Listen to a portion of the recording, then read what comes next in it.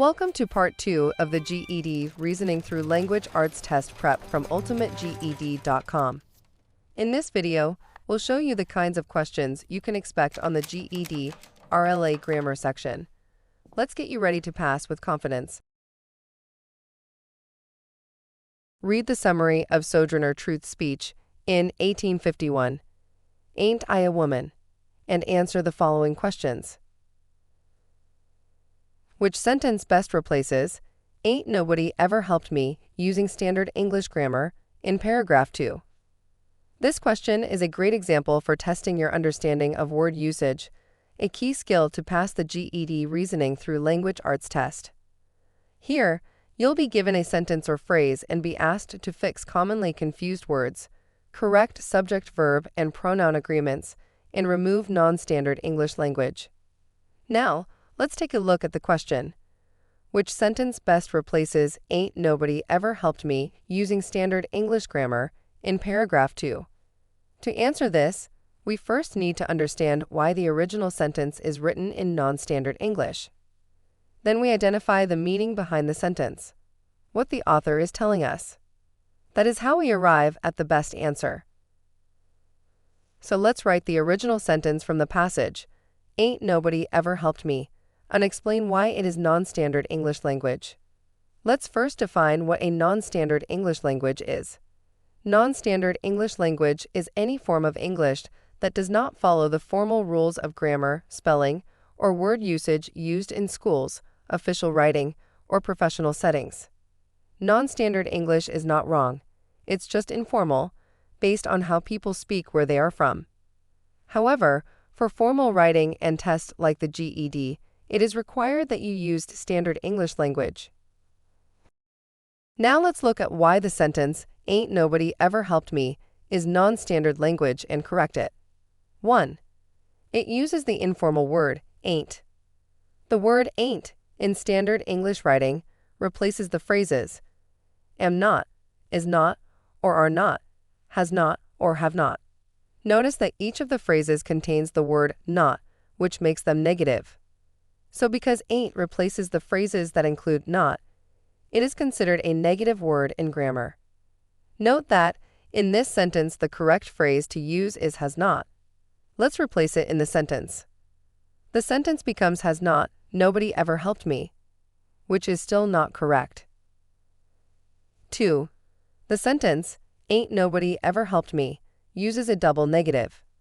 The double negative in the sentence is caused by the two negative words, ain't, which we know is has not, and nobody.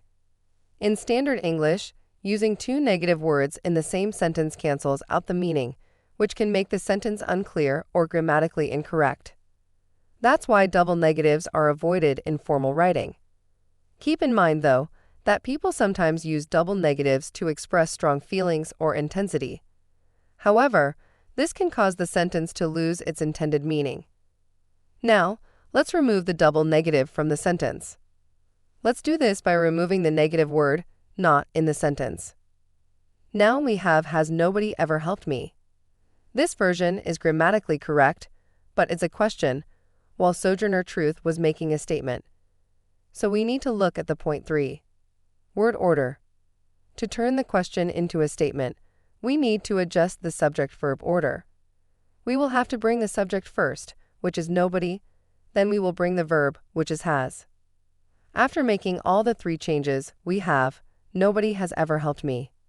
Now this sentence is grammatically correct and clearly expresses the intended meaning. It powerfully conveys Sojourner Truth's feeling of being consistently unsupported, ignored, or left out. Therefore, when we examine our answer choices, the correct answer is option D, nobody has ever helped me.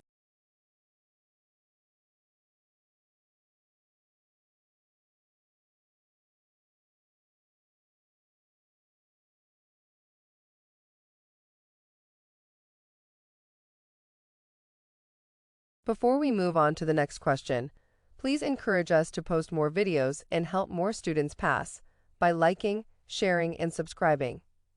We really appreciate it. Read the passage below on the signal in the fog and answer the following questions. Fill in the blank space in paragraph 2. Which transition would best fit the blank space in paragraph 2?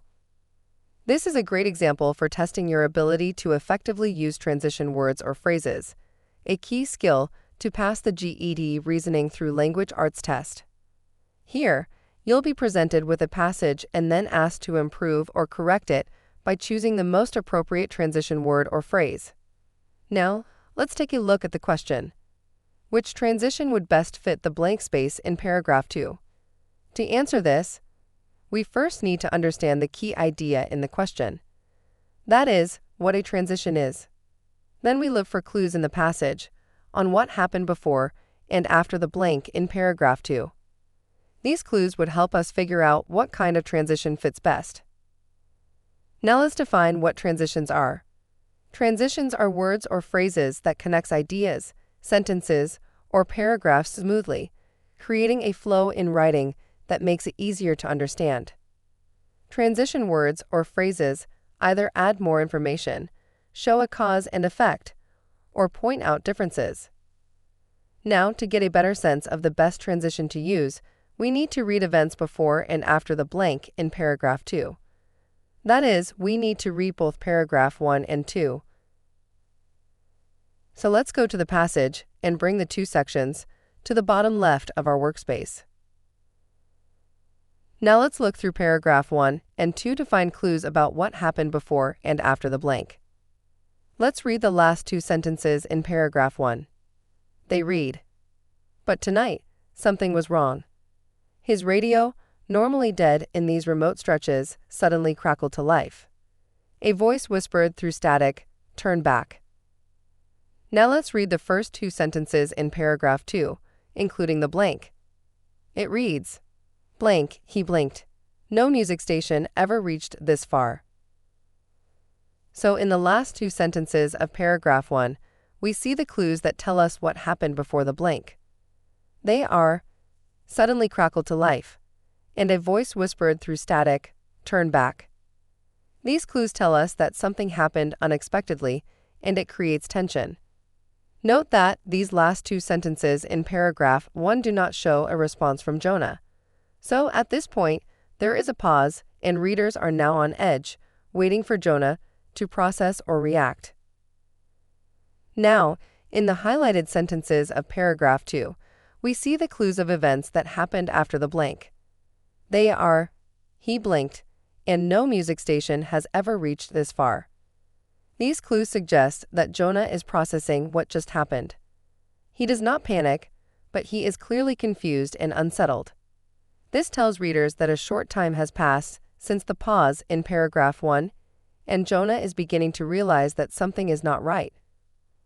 So based on what the clues in paragraphs 1 and 2 have told us, we need a transition word or phrase that 1.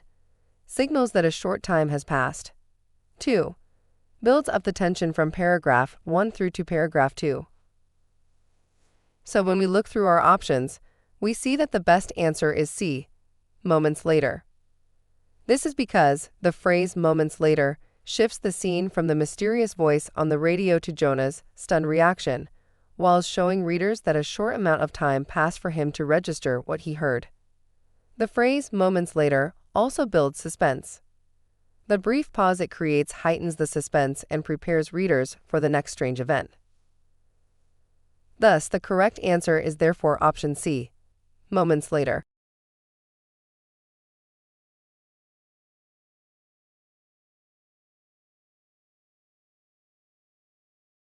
Read the summary of Sojourner Truth's speech in 1851, "Ain't I a Woman?" and answer the following questions. Which revision of the sentence below uses correct parallel structure? The sentence reads, "I worked hard, been beaten, bore 13 children, and watched most be sold away." This question is a great example for testing your understanding of sentence structure, a key skill to pass the GED Reasoning Through Language Arts test. Here, you'll be given a sentence or phrase and be asked to improve the structure by fixing misplaced modifiers, using parallel structure and proper conjunctions, ensuring subject-verb and pronoun agreement, removing wordiness, and run-on sentences or sentence fragments. Now, let's take a look at the question. Which revision of the sentence below uses correct parallel structure? To answer this, we first need to understand what a parallel structure is. Then we analyze the original sentence to figure out why it doesn't follow correct parallel structure. That's how we arrive at the best answer. So let's write the original sentence from the passage. The sentence reads, I worked hard, been beaten, bore 13 children, and watched most be sold away. Now let's define parallel structure. Parallel structure is when all the items in a list or series match in grammatical form, making the sentence smooth, clear, and easy to understand. So if a sentence lists several items or actions in the past tense, parallel structure means each one should follow the same past tense form. So let's take a look at the original sentence and figure out why it does not follow the correct parallel structure. So when we look at the sentence, we see that it lists 4 verbs. They are worked, been beaten, bore, and watched. Note that the phrase been beaten is a verb phrase, which functions as a verb in this sentence, although it is an incomplete one. This verb phrase combines the verb been with the verb beaten. Now we see that most of these verbs follow the same simple past tense form, except the verb phrase been beaten. This is because the word been is the past participle of the verb to be, while the word beaten is the past participle of the verb to beat. And together, these two words form the verb phrase been beaten, which is also in the past participle form. So this verb phrase, been beaten, breaks the sentence's parallel structure, since it uses a past participle form, while the other verbs in the list are in simple past tense. So to fix this break in parallel structure, we need to change the phrase's form from the past participle to the simple past tense. In other words, we replace the past participle been with the simple past tense was to make the verb phrase match the tense of the other verbs. So this gives us the corrected verb phrase was beaten. Note that by changing the word been to was, the new verb phrase now shifts to simple past tense and functions as a complete verb. Thus, we write our new sentence as, I worked hard, was beaten, bore 13 children, and watched most be sold away. This sentence now follows a correct parallel structure. Thus, when we look through our answer options, the correct answer is therefore option D. I worked hard, was beaten, bore 13 children, and watched most be sold away.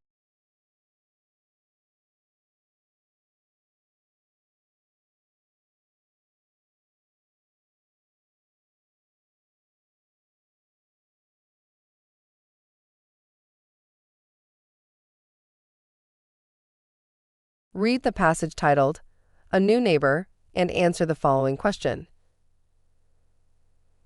Which of the following best shows the correct capitalization of the excerpt below? The excerpt reads, Hello. She called. I'm Mrs. Dawson. I just moved here from Georgia. This question tests your understanding of proper capitalization, a key skill to pass the GED Reasoning through Language Arts test. Here, you'll be asked to correct a sentence or phrase by identifying and applying the appropriate capitalization rules. Now, let's take a look at the question. Which of the following best shows the correct capitalization of the excerpt below? To answer this question, we first need to understand what capitalization is and why it matters. Then we carefully examine the original text provided to identify where it breaks the rules of correct capitalization. That's how we arrive at the best answer. Now let's write out the original text from the passage. The excerpt reads, Hello. She called.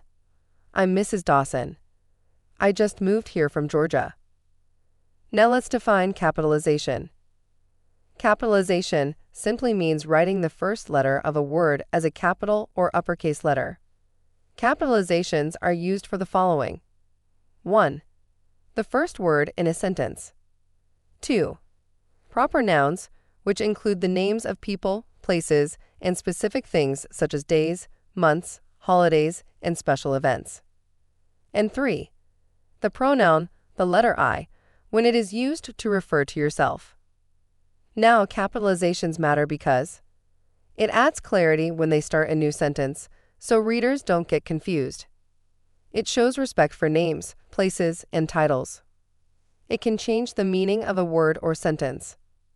And it makes writing look professional, like in a book or essay, to make your work look neat, serious, and easy to understand. Now, let's take a look at the excerpt given and figure out why it doesn't follow the rules of correct capitalization. So when we look at this dialogue, we see the following areas. They are the first word of each 3 sentences, proper nouns, and a title. These underlined items meet the criteria for capitalization. However, notice that in the second and third sentences, the proper nouns Dawson and Georgia have not been capitalized correctly. They are the names of a person and a place, but each begins with a lowercase letter. So let's change the first letter of these proper nouns to uppercase. Thus, the new excerpt becomes, hello. She called. I'm Mrs. Dawson. I just moved here from Georgia. We have now correctly applied the rules of capitalization here. Keep in mind that capitalization does not depend on how important a word feels, but on its grammatical role or word type. Thus, when we look through our answer options, the correct answer is therefore option B, hello. She called. I'm Mrs. Dawson. I just moved here from Georgia.